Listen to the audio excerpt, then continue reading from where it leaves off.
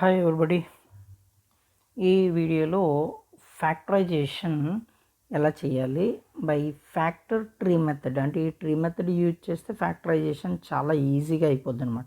For example 12 అనే number ఉంది. ఈ 12కి ఫ్యాక్టర్స్ కావాలి అంటే జనరల్గా మనం ఎలా చేస్తాము, ఏ టేబుల్లో ఉందో మనం వెతుక్కోవాలి.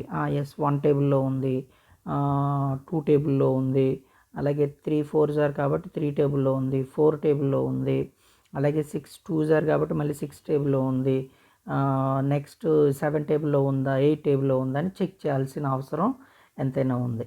అలా కాకుండా మనం ఫ్యాక్టర్ ట్రీ మెథడ్ యూజ్ చేస్తే జనరల్గా ఏమవుతుందంటే, ఇప్పుడు చూడండి 12 ఉంది, ఇలా పెట్టండి.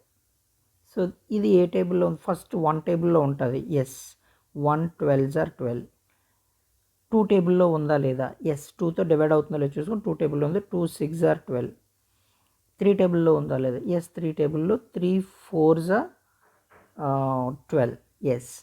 ఇప్పుడు నెక్స్ట్ 4 టేబుల్లో వెతికేటప్పుడు 4 3 జార్ 12 కాబట్టి ఆ 4 అనే నెంబరు మనకి ఇది ఇది లెఫ్ట్ సైడ్, ఇది రైట్ సైడ్ అనుకుంటే కనుక ఒకసారి లెఫ్ట్ సైడ్ నంబరు వచ్చిన నెంబరు మళ్ళీ లెఫ్ట్ సైడ్ కానీ వచ్చింది అనుకోండి, లెఫ్ట్ సైడ్ రైట్ సైడ్ ఉందనుకోండి, అప్పుడు మనం ఇక్కడ నుంచి ఇంక ఏ నెంబర్స్ని మనం చెక్ చేయాల్సిన అవసరం లేదు. 3 4 జార్ 12 అయినప్పుడు మళ్ళీ 4 3 జార్ అని రాయాల్సిన అవసరం లేదు.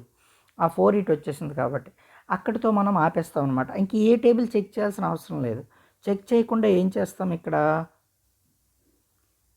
జస్ట్ ఇప్పుడు ఏం చేయాలంటే ఇలా అయిపోయిన తర్వాత ఇంకా వేరే ఫర్దర్గా ఏ టేబుల్ చెక్ చేయకుండా ఈ ఉన్న వాటినే మనం ఇలా యూ షేప్లో తీసుకుంటే సరిపోతుంది. అంటే ఇప్పుడు మనకు ఉన్నవి 1 2 3 4 6 12. ఈ పర్టికులర్ నెంబర్స్ మనకి ఫ్యాక్టర్స్ అని మనం ఈజీగా చెప్పేయచ్చు. ఈ మెథడ్ని మనం ఫ్యాక్టర్ ట్రీ మెథడ్ అని చెప్పేసి అంటాం అన్నమాట. సో దీంతో చాలా ఈజీగా మనం ఫ్యాక్టరైజేషన్ చేయొచ్చు.